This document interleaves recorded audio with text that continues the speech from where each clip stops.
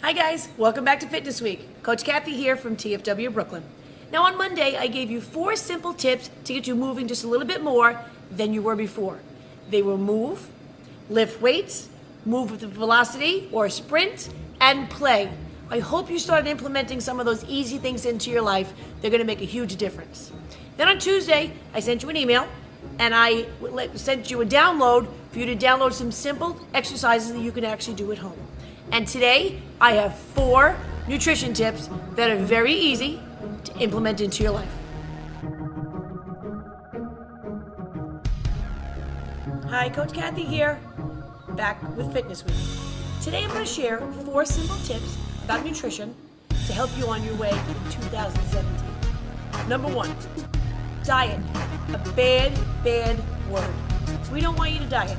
We want you to make lifestyle changes. Dieting is very, very restrictive and can really make someone feel like they are giving up way too much than they want to.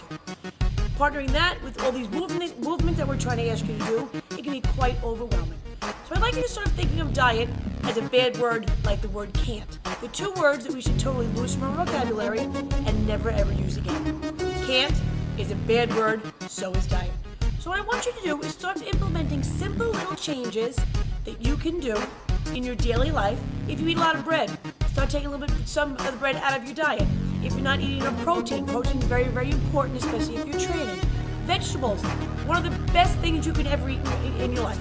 So there are 3 very easy things that you can change in your regular daily life. Number 2, if you're a big sweet eater, I know it's hard to give up the sweet, especially all at once. So if you make simple little steps, simple little changes over the next couple of days, couple of weeks, that would be very helpful in getting you to where you want to be for 2017. Now, most of the time, we know what we're doing wrong. Sometimes you need someone to just give you that little push, give you that little simple little idea so it doesn't seem so overwhelming. No one's telling you to be 100% all the time. But if you really want these changes and you want to lose weight and you want to get fit and you want to make 2017 to be your year, you got to take dieting out of your life. You got to implement it as a lifestyle change. And you have to take the simple things that you know you're doing wrong, which, like I said, which we all know, out of your daily routine. But I don't want you to do it all at once. I want you to do it nice and slow. Maybe start drinking more water. That's a huge thing. If you drink soft drinks, if you drink Gatorade, any other drinks, take it out of your diet and implement a lot of water. That's a very easy way to feel full. Drink a cup of water before you have your meal. Have a nice salad before you have your meal. These are very simple things, and they're not considered dieting. They're just considered lifestyle changes. And I know you can do it. So that's tip number 1. Take dieting and the word can't out of your vocabulary. Tip number 2, avoid sugar and processed foods. Unfortunately, sugar is found in almost everything that we eat today. And Americans are consuming pounds and pounds of sugar at an incredible rate every single day, us and our children. And unfortunately, sugar is hidden in many, many different forms in packaged foods. They have different names, all different fructose, all everything. And we have to be very, very careful on what we purchase. So avoiding eating processed foods is also a way to keep you away from sugar. Processed foods are packaged so they have a longer shelf life. And there's obviously stuff in there that's keeping them longer than your average vegetable or thing that we should be buying from the supermarkets. So if you can start buying locally grown, farm-raised products like vegetables, fruits, and things that you take when you go to the supermarket that you actually take and pick off the stand are the types of things you want to be eating. Again, sugar and processed foods are considered foreign substances when they're ingested. So your body has to do crazy things to try to realize what they are because they don't realize really what they are. There are insulin spikes. We have weight gain, major fatigue. These are all different things that how our body reacts when we ingest sugar and processed foods. So the simplest thing you do is avoid the center aisles in the supermarket. Only shop the perimeter. That's where all the best stuff is. All your fruits, all your vegetables, some eggs, some nice chicken, protein, fish. Only shop the perimeter and you'll be good. So for tip number 2, avoid sugar and processed foods.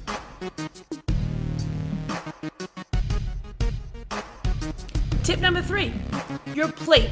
I have a little diagram here of what your plate should look like. Half vegetables, 3/4 protein, quarter good carbohydrate. Now, you know what? Counting calories can be really, really tedious. So I don't want you to do that for right now. I want you to change what your plate looks like. Because a lot of you, your plate might have more carbs than vegetables. And that's probably not a good thing right now.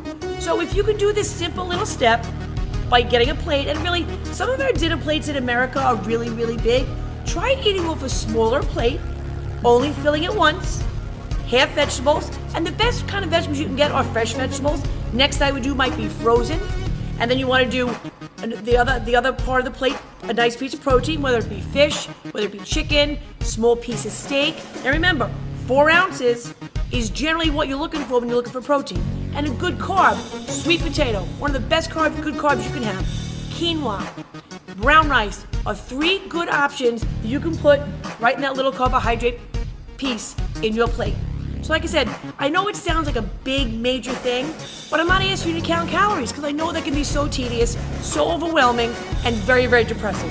So all I want you to do from here on in, for your little fitness tip, is to make half your plate vegetables instead of having half your plate carbohydrates or protein. 3/4 protein, or maybe 2/3, and 1/4 to 1/3 carbohydrate, but a good carbohydrate. As I give you 3 examples, quinoa, sweet potato, and brown rice are 3 really, really good options to get you going.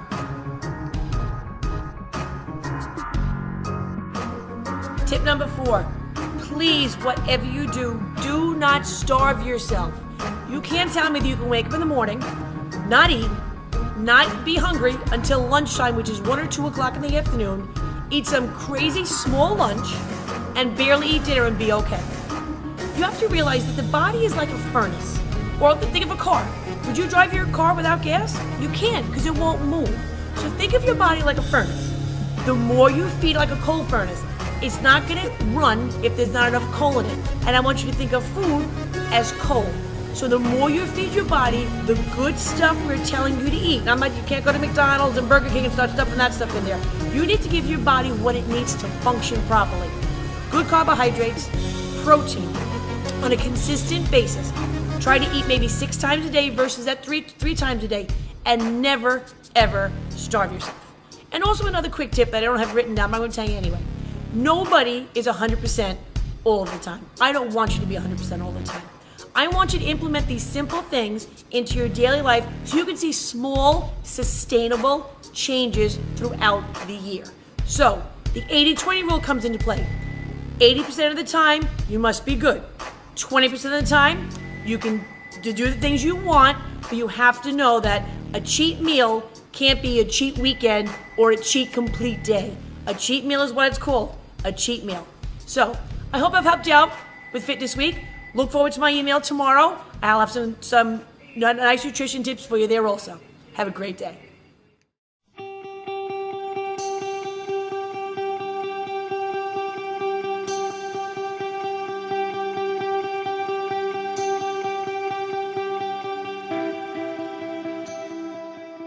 TFW Brooklyn is more than just a gym.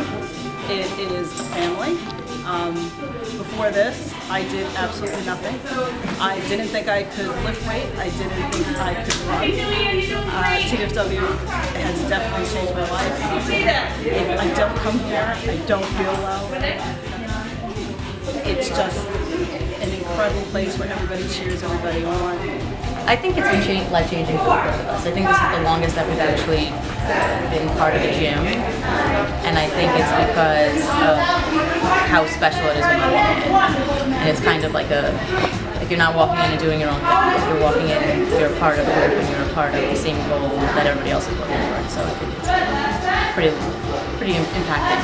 Yeah. When I started in the beginning, I really thought that I wasn't gonna, get through this. But with the group that I work with in the Brooklyn branch, with Cathy, with Linda, with Donna, it's been an experience that I would never forget.